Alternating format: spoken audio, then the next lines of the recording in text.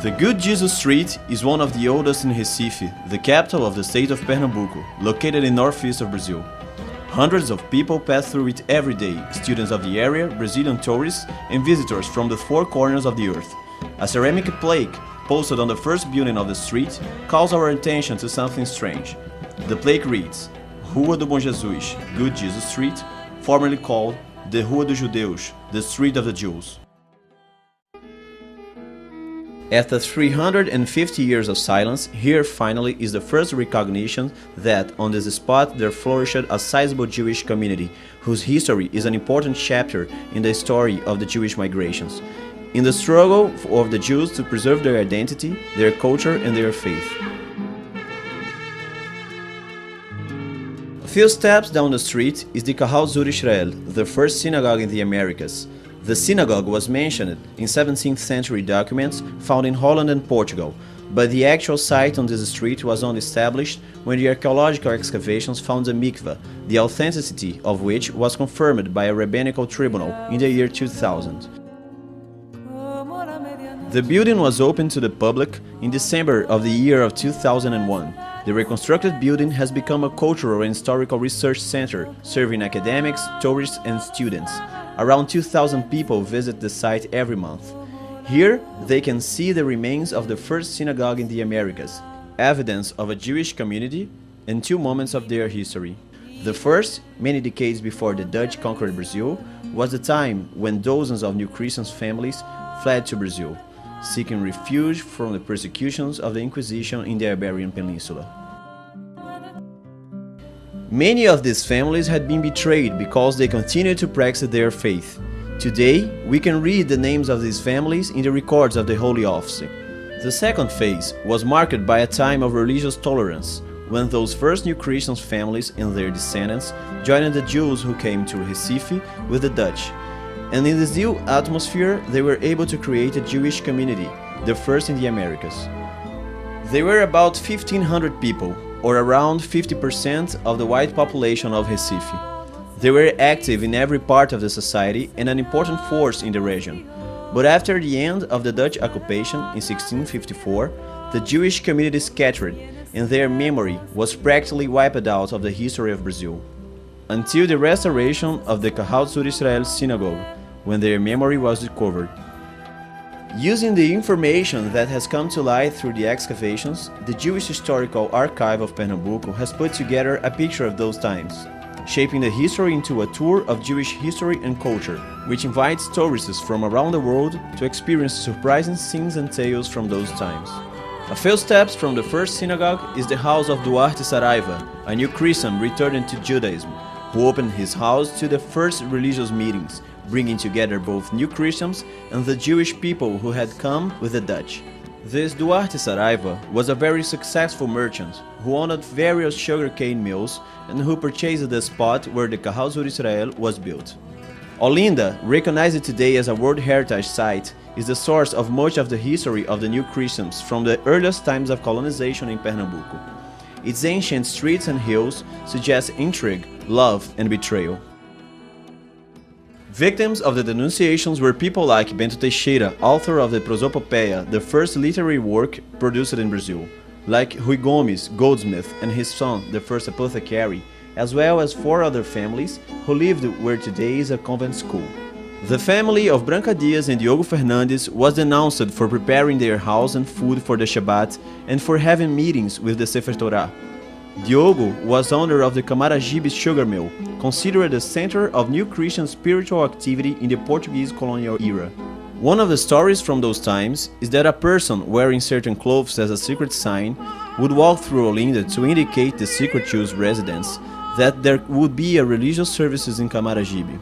In the records of the denunciations, we can read about New Christians who came all the way from Olinda in wagons decorated with the branches of trees to celebrate Sukkot in Camaragibe.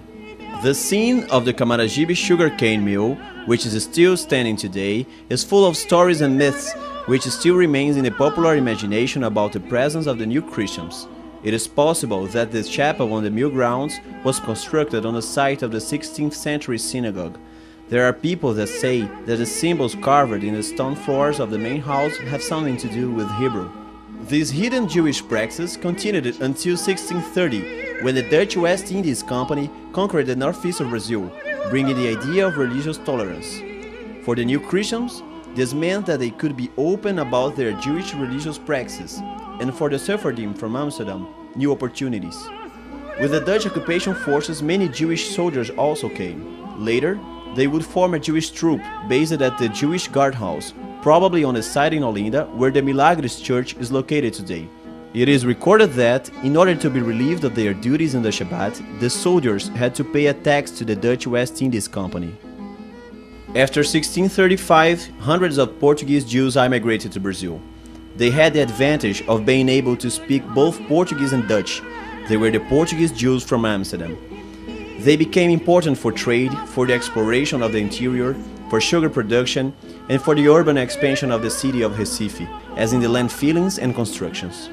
The city of Recife expanded, and people began to build on the island next to it, called the Antônio Vaz Island, and the Maori city was built. To connect these two places, a tall bridge had to be built. For reasons we don't know yet, the Jewish engineer Baltazar da Fonseca, who was responsible for building the bridge, only finished half of it. To avoid public criticism, the Dutch governor Johan Maurits van Nassau paid for the construction of the other half out of his own pockets. Defied, he simulated the flight of a bull over the bridge on the day it was inaugurated, creating a fact still alive in the local folklore. So many people came to the ceremony that the bridge earned 1,800 florins in tolls that day. The building of the bridge marks one of the first important changes in the landscape of the Capibaribe River. The river was the pathway into the inland.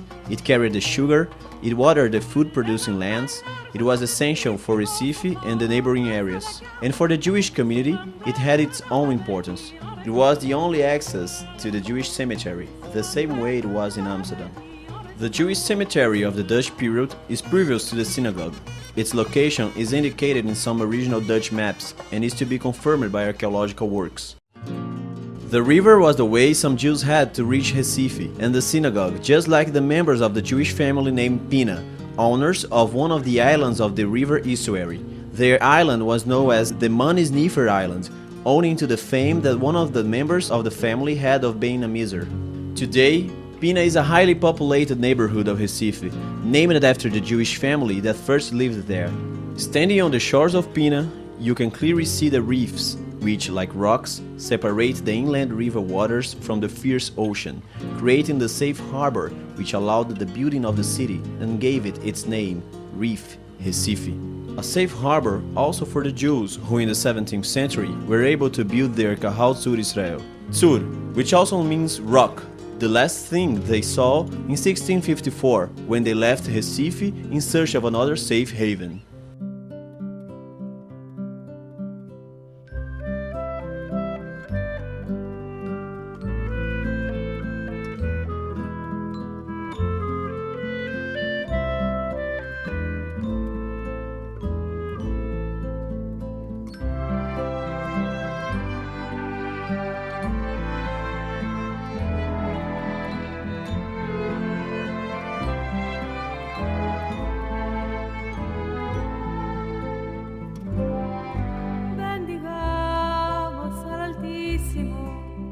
Señor que nos crió, démosle agradecimientos por los bienes que nos dio.